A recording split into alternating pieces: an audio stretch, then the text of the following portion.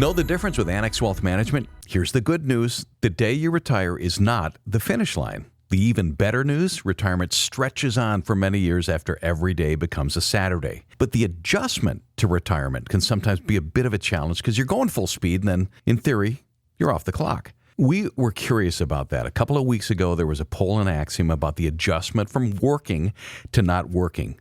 To break things down, we're joined by Deanne Phillips, Director of Client Learning and Development, CFP, and a wealth manager at Annex Wealth Management, and an accredited behavioral finance professional. That should cover it. Deanne, welcome. Hi, Danny. How are you? 6 easy poll questions to take the temperature. Deanne, what's your thoughts on what our readers felt? Because you got a lot of experience with a lot of our clients. The first up was, how tricky was it to switch from work mode to retirement mode? What did you see, and were you surprised? Well, no, I was not surprised, but about half said, yeah, it was a little bumpy, but I got the hang of it. And then the other half were mostly, hey, smooth as butter. So this is very interesting. Because we were polling clients, I'd like to think that we've done a job of prepping people, saying you're not retiring from something. We want you to think that you're retiring to something. So what is that? What does that look like? Who are you going to be in retirement? And we help people kind of break it down. Question 2 in the poll was, how long did it take you to feel, quote, at home in retirement? What'd you see there?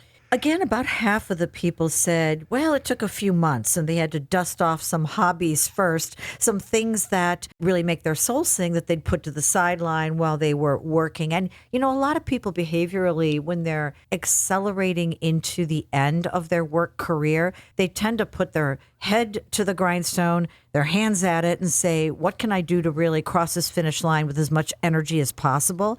And so then it's the wind down, right? For some people, it looks like, I will never touch an alarm clock again. I'm done with that. But there usually is what we call a honeymoon period going into retirement. Even if you feel energetic about it, you've got honey-do list that you want to knock out. Organize your closet. And then after all these little activities are done, after a few months, you kind of say, okay, now what?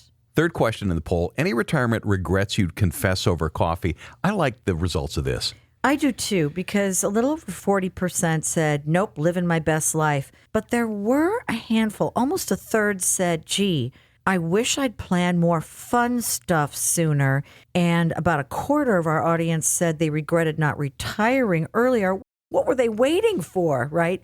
First off, we know that we can't live in regrets. But I do want to address I wish I'd planned more fun stuff sooner. We do at Annex tend to say, if you're doing a conventional, maybe a 40-year work career or 30 plus, you're going to be breaking out your retirement into 3 different eras, if you will. The go-go years, the slow-go years, the no-go years.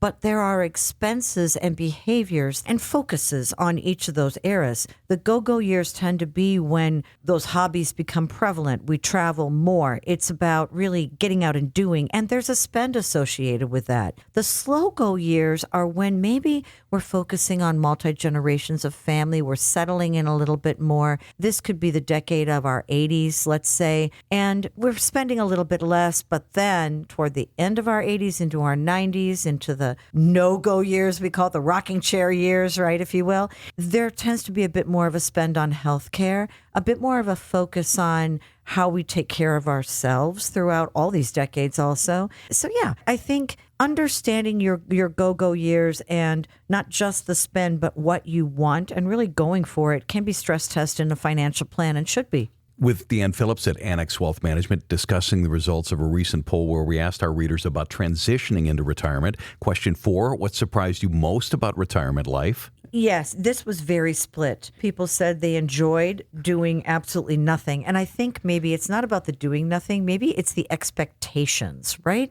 If they've had a stressful career, lightening that up and just knowing that their schedule is their own can be very helpful. So all the free time was the thing that surprised a lot of people the most. Some people actually said they missed their coworkers up to 25%. Well, sure, we can find relevance and importance at work and that satisfaction. And if you're an A-type personality, you don't stop being that in retirement. And then a couple people said the time goes really fast and they love planning their own day, which is wonderful too, taking control of your time. Question 5 was who or what helped you adjust the most? The new hobby gave people purpose. over 40% of the time, but trial and error still for a lot of people. They're learning about how to do this retirement thing, right? Sometimes it's about spending time with your significant other or a travel partner and just kind of finding your equilibrium. Our bonus question, and we'll include most of those in the Axiom recap, was what's your retirement MVP or most valuable part? It was all over the place.